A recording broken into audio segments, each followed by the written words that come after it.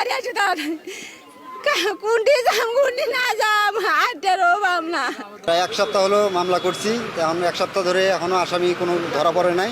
তার কারণে আজকে আমরা মানববন্ধন করলাম। আজকে এমপি সাহেবও আসছিল এখানে, এমপি সাহেবও বললো যে ধরা পড়বে। এতদিন যাবৎ ধরা পড়ানোর চেষ্টা অনেক নাকি করছে, কিন্তু অনেকভাবে আমাদের কাছে হুমকি হামকিও আসছে যে আমাদের আরও একজনকে মেরে ফেলবে, এরকম হুমকি দেয়। আমরা আজকে সবাই মিলে এখানে মানববন্ধন করলাম। এমপি সাহেব বললো যে সে খুনি শাস্তি পাবে, অবশ্যই আপনারা অস্থির হয়েন না, খুনি অবশ্যই শাস্তি পাবে।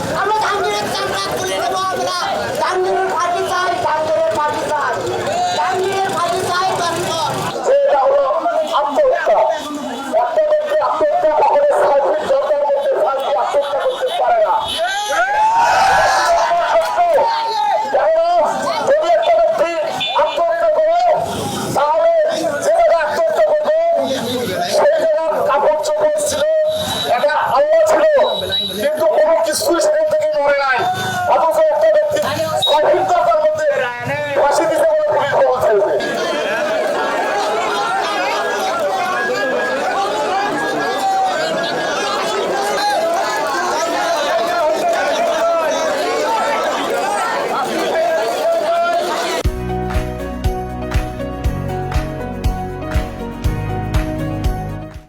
আপনাদের পক্ষেও যাইতে পারতেছি না, বিপক্ষেও যাইতে পারতেছি না।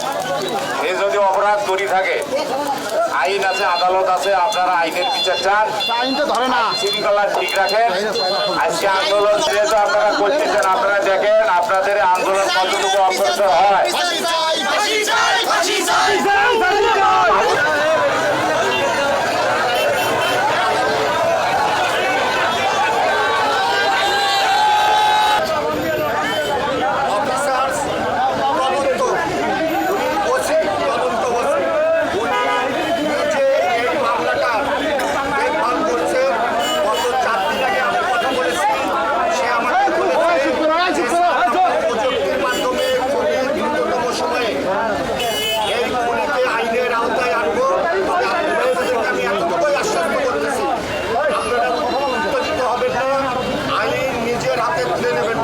আপনারা নিশ্চিত থাকে এই খুনি গুরুত্বতম সময়ে আইনের আওতায় আসবে।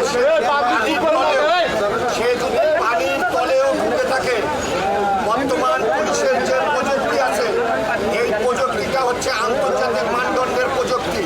এই প্রযুক্তি ব্যবহার করে এই খুনি যেখানেই লুকে থাকুক না কেন, অবশ্যই এই চৌখস পুলিশ দল, বাংলাদেশ সরকার যে পুলিশকে যেভাবে মানব কল্যাণে নিয়োজিত করেছে, যেভাবে পুলিশকে